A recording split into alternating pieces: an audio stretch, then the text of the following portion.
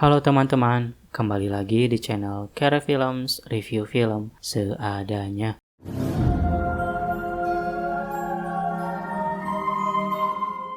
Film Mortal Kombat disutradarai oleh Simon McQueen. Cerita filmnya ditulis oleh Oren Uziel dengan screenplay yang ditulis oleh Greg Russo dan Dave Callaham. Film ini tentunya diangkat dari video game populer bergenre fighting, Mortal Kombat. Bersama karakter Cole Young, seorang MMA fighter, kita diajak untuk memahami arti dan makna dari birthmark atau tanda lahir Mortal Kombat yang ada di tubuhnya. Setelah bertemu dengan Sonya dan Jack, ia menyadari bahwa tanda lahir tersebut memiliki makna yang lebih, yaitu adanya sebuah turnamen untuk melawan musuh-musuh dari Outworld atau dunia lain demi menjaga keberlangsungan hidup di bumi. Tanda lahir tersebut juga menyimpan sejarah kelam tentang perseteruan antara klan dari leluhur keluarga Cole Young. Sebagai seseorang yang hanya tahu basic dari game Mortal Kombat, yaitu game fighting dengan fatality-nya, dan juga seseorang yang belum pernah menonton film adaptasi Mortal Kombat sebelumnya, saya cuma berekspektasi film ini bisa memberikan informasi yang cukup tentang apa itu turnamen Mortal Kombat kepada penonton awam seperti saya. Dan saya rasa film ini tidak dengan begitu baik memberikan informasi tentang turnamen Mortal Kombat itu seperti apa. Hanya sebatas eksposisi verbal dari salah satu tokoh di filmnya. Sampai akhir film pun saya tidak begitu dapat kenapa turnamen Mortal Kombat ini diadakan pertama kalinya. Don't get me wrong, saya nangkap kenapa turnamen ini penting untuk keberlangsungan bumi. Saya cuma berharap dapat penjelasan lebih dalam tentang Mortal Kombat ini. But ya, hal ini nggak terlalu penting ke cerita filmnya. Kita hanya dipaksa percaya bahwa turnamen ini sudah berlangsung lama dan merupakan bagian ongoing dari cerita filmnya. Yang kita dapatkan lebih dari film ini adalah karakter-karakternya. Karena lumayan banyak karakter yang dihadirkan di film ini, lagi-lagi saya cuma berekspektasi cukup saja untuk pendalaman masing-masing karakter di film ini. Overall, semua karakter protagonisnya mendapatkan pendalaman yang cukup ke level bahwa kita tahu nama mereka dan juga asal mereka di film ini. Sedangkan untuk pendalaman lebih seperti asal-usul karakternya tidak begitu dieksplor karena keterbatasan durasi serta fokus cerita filmnya.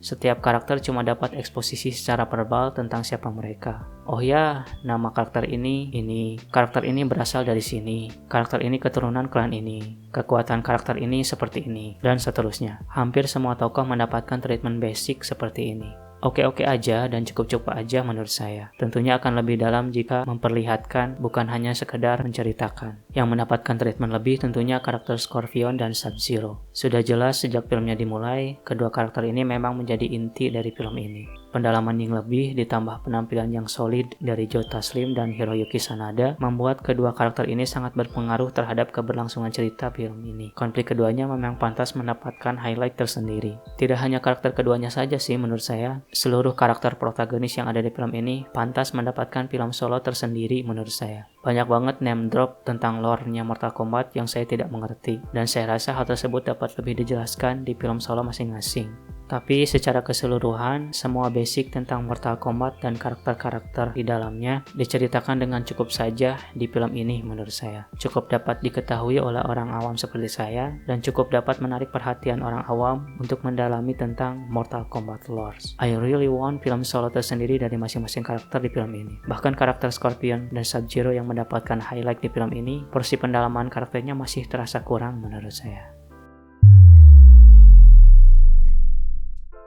Musik dan sinematografi di film ini lagi-lagi cukup saja menurut saya. Musik dari Benjamin Wallfisch oke-oke aja untuk mengiringi beberapa adegan di film ini. Sedangkan sinematografinya nggak ada yang sinematik banget gitu. Oke-oke aja. Begitupun dengan visual efeknya. Visual efeknya lebih fokus ke gimana memvisualkan kekuatan masing-masing karakter di film ini. Nggak ada visual efek yang kurang menurut saya. Oke-oke aja. Dilihat dari budget filmnya, semua tentang hal-hal teknikal cukup dan oke-oke saja menurut saya.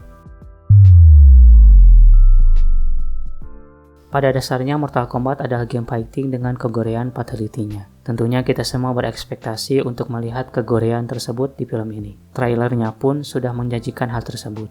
Tapi, di industri film kita ada yang namanya lembaga sensor film. Tentunya berkaca dari kasus film-film berating dewasa dari Hollywood yang sebelumnya rilis di bioskop kita sebagai penonton harus menyesuaikan dengan hal tersebut. Sempat rame durasi film ini banyak yang di-cut dari 110 menit menjadi 90 menit. Tapi hal tersebut dibantah oleh LSF sendiri dengan menjelaskan tentang ini dan itu. Pada akhirnya sebelum menonton film ini saya cuma berharap sensornya tidak banyak mengurangi kenikmatan menonton film ini. Dan ya, Setelah selesai menonton filmnya, saya berani bilang bahwa kenikmatan menonton film ini berkurang drastis karena sensor LSF terhadap filmnya. Dari trailer, kita sudah dijanjikan pertarungan berdarah-darah antar karakter di film ini. Saya yakin juga bahwa kita yang sudah tahu fatality itu seperti apa, tentunya sangat berharap dapat melihat hal tersebut di film ini, karena memang hal tersebut merupakan jualan utama dari video gamenya. Keinginan untuk melihat fatality live action sayangnya harus buyar karena sensor LSF ini. Bagi teman-teman yang berekspektasi untuk melihat fatality live action di film ini, teman-teman pasti akan kecewa dengan film Mortal Kombat versi yang rilis di bioskop kita ini. Banyak banget visual fatality dari karakter-karakter film ini yang kena cut. So ya, bersiaplah kecewa. Kita masih bisa menikmati koreografi fightingnya sih, adegan fightingnya yang cukup dinamis dan cukup jelas, masih bisa kita ikuti dan kita nikmati. Tapi kalau menyangkut kegorean, sayangnya kita tidak bisa menikmati itu. Padahal saya rasa kalau ratingnya terus di-push, tidak lagi 17+, melainkan 21 tahun plus, saya rasa kegorean fatality bisa diloloskan untuk film ini. Entahlah, saya juga nggak tahu. Yang jelas, saya cukup kecewa dengan banyaknya visual fatality yang di-cut di versi bioskop ini. Film Mortal Kombat versi bioskop kita ini ada beberapa bagian yang cukup bisa dinikmati. Saya rasa film ini berhasil memberikan secuil tentang Mortal Kombat lore dan juga berbagai karakter di dalamnya. Cukup menarik perhatian penonton awam yang tidak terlalu familiar dengan Mortal Kombat untuk mencari tahu tentang Mortal Kombat dan karakter-karakternya. Banyak banget potensi untuk mengembangkan dunianya dan juga karakter-karakter di dalamnya, tentunya di film-film berikutnya. Kenikmatan menonton versi bioskop ini tentu saja berkurang karena sensornya. Fatality sama sekali tidak ada, tapi apalah daya, ini adalah bagian dari industri film kita. Kita semua hanya bisa berharap, semoga kedepannya kita bisa menikmati film di bioskop segimana maksudnya. Dan tidak merasa kecewa, lalu malah balik menonton bajakan tanpa merasa resah dengan sensor filmnya.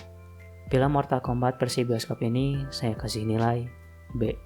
Tentu saja rating filmnya bakal lebih tinggi andai saja sensor-sensor itu tidak ada. Oke teman-teman, itulah review seadanya untuk film Mortal Kombat. Seperti biasa, kalau ada poin-poin yang mau ditambahkan atau pendapat-pendapat lain dari teman-teman yang mau ditambahkan, silahkan tuliskan saja di kolom komentar. Jangan lupa tinggalkan like juga di videonya, dan jika berkenan, subscribe juga channel ini. Terima kasih sudah menonton, sampai jumpa di review film yang lainnya. Nama saya Ade, hatur nuhun.